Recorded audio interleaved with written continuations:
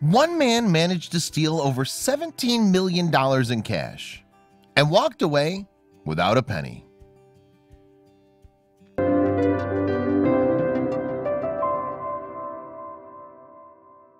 Loomis Fargo and Company is synonymous with the armored cars that transport large amounts of cash between banks in Charlotte, North Carolina. The armored vehicles were designed to deter thieves from stealing the money, but no one realized that the real threat came from within the company until it was too late. David Gant was the vault supervisor for Loomis Fargo and Company armored cars in 1997. It didn't take him long to realize that fancy titles like supervisor didn't necessarily come with a great wage. But with the help of his new co-worker, he was about to change that. Gant worked for a company that was in charge of transporting large wads of cash from one bank to the next in North Carolina. So he was used to seeing millions of dollars day in and day out. Unfortunately, his personal account was dry, but it wouldn't be for long. Everyone has a breaking point, even Gant, and it was easy to see why. He was working between 75 and 80 hours a week, but was only earning a measly $8.15 an hour. But his earnings, or lack thereof, wasn't the only tipping point that led him to do what he did. Gant didn't have a regular home life because he spent most of his waking hours working. Almost every moment of his life was spent thinking about his job. This quickly made him really depressed and unhappy. For years, he put up with this strenuous schedule without ever considering doing something extreme to change his life. It was only a matter of time before he snapped. Whenever a dark thought crept into his mind, he reminded himself that he was a Gulf War veteran and soldiers didn't cause trouble. They stopped it. So the thought of breaking the law was pretty much unthinkable for someone like him. But he soon changed his tune when he met his new coworker. What kept him in check was the fact that he was married, but his vows went out the window the day he met Kelly Campbell. She was a fellow Loomis Fargo employee who reportedly became his love interest when they worked together. Campbell and Gant seemed to have a pretty intense connection, but that connection took a sour turn when she later took him down a dark path. Campbell eventually left Loomis Fargo, but allegedly continued a relationship with Gant. One day she met up with Steve Chambers, an old friend of hers who's also a small-time crook, and he had a crazy idea that would later involve Gant. Gant told the Gaston Gazette that he wanted to make a major change in his life. "I was unhappy with my life. I wanted to make a drastic change and I went for it," he said. But drastic was the understatement of the year. As a disgruntled employee, Gant was open to anything, even if it meant turning against the very company that had provided him with steady work for many years. That's when Campbell and Chambers came up with a risky plan and shared it with Gant, and he listened to every word.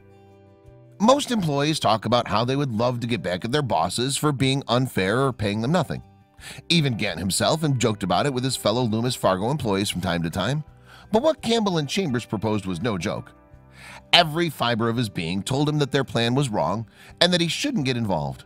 But there was a little voice inside of himself that pushed him to go for it so he could live the life he deserved.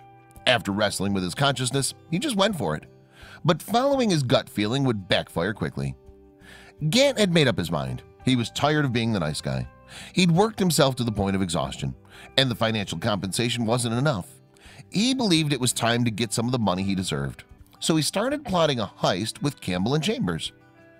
On October 4th, 1997, Gant waited in the vault where cash was kept until his shift was over. Then he let Campbell and Chambers in, and the three of them loaded the company's armored van with over 2,000 pounds of cash, a total of $17 million. Although some newspapers reported it was $15 million at the time. But in the end, Gant didn't walk away with nearly that much. My cut was supposed to be around $5 million, but that's not what I ended up with, Gant told the Gaston Gazette. Instead, he took a flight to Mexico with about $25,000. But he'd made one major slip-up which would end up costing him his freedom. Gant had forgotten to disable one of the 4 cameras in the cash vault during his heist. The morning after the crime, Loomis Fargo employees called the cops because they couldn't open the vault. Because Gant was the only employee who didn't show up to work, he became a suspect right off the bat. 2 days after the heist, authorities found the van used by the criminals with $3 million still inside, along with the stolen security camera tapes. It turns out that the thieves couldn't carry all their loot, so they grabbed what they could and fled. The police soon found out that catching them wouldn't be difficult at all. Chambers and his wife Michelle moved out of a trailer and into a mansion almost immediately after the heist, which was a dead giveaway that they were involved in something shady. Shortly after their move, Chambers' wife asked her bank teller how much money she could deposit into her account without alerting the feds.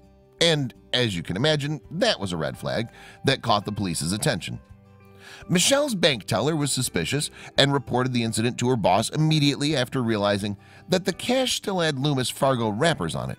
Meanwhile, Gant was chillaxing on a beach in Cozumel, Mexico by himself, but he soon blew all of his money and had to turn to Chambers for help. Chambers was annoyed when Gant asked him for more money, so she sent a hitman to Mexico to kill him. In a bizarre turn of events, the hitman took pity on Gant and the two became friends. But Gant's new friendship was interrupted by the FBI. In March 1998, the FBI traced a call from Gant's phone and he was arrested in Mexico. The next day, Chambers, his wife, and the other accomplices were arrested too. But Gant didn't get the worst of it. Gant was sentenced to 7.5 years behind bars, but was released on parole after 5 years. Chambers served 11 years before being released, but authorities had a tough time recovering all the money from the infamous heist. Almost all the money from the heist was recovered except for $2 million. Meanwhile, Gant took a job in construction after his release and tried to get his life back on track. He also became a consultant for the 2016 film Masterminds, which was based on his infamous bank heist. But there was a reason that he wasn't paid for his contribution to the film. Since he owed millions to the IRS, he couldn't legally be paid, and because he worked in construction, there was no way he could pay all that money off using his salary alone. But he's not upset. When he thinks of the hitman Chambers sent after him, he's glad he's not lying 6 feet underground. Today, he's grateful to have a new lease on life. I don't think he ever really meant to harm me. He was doing what the rest of us were doing, making bad decisions. Gant told the Gaston Gazette about Chambers. But if you asked him if it was all worth it, he'd still say yes, despite the outcome. In the end, his time in prison gave him the epiphany he needed to find his happily ever after. He told the Gaston Gazette, "If I hadn't done what I did, the life I have now with my wife and child, I wouldn't have. So I guess I have no regrets."